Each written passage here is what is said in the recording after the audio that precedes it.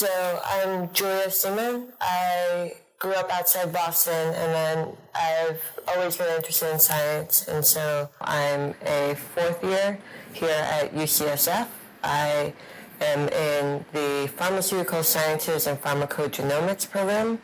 or shorthand PSPG,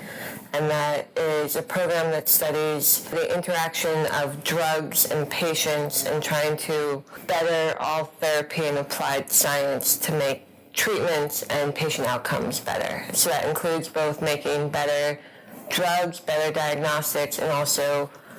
making the patients on the drugs feel better, so better dosing delivery.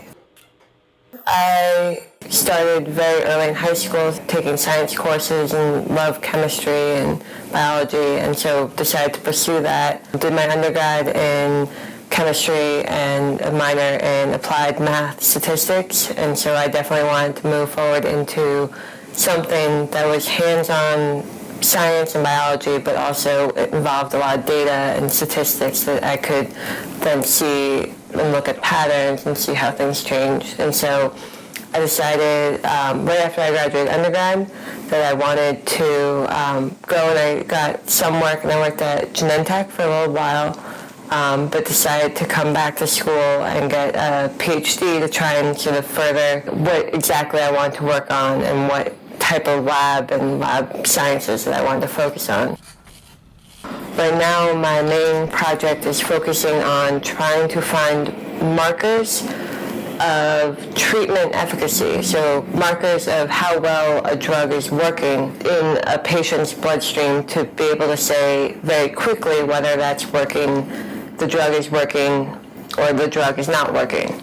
I'm looking for markers of drug treatment, and to do that, we're using cell culture models. And so right now, we're just trying to look for any type of marker that can possibly later be applied to other models, including patient samples. So we start with 1 billion cells, and we get down into one very small tube that we then take onto the mass spec, and that can give us 100 to 1,000 potential markers that we then will go and redo the experiments to validate and to try and pinpoint the best markers that seem to show the best correlation with response to the drug. I think biochemistry and applied biochemistry was my field of choice because it has the huge potential for the interaction of data generation,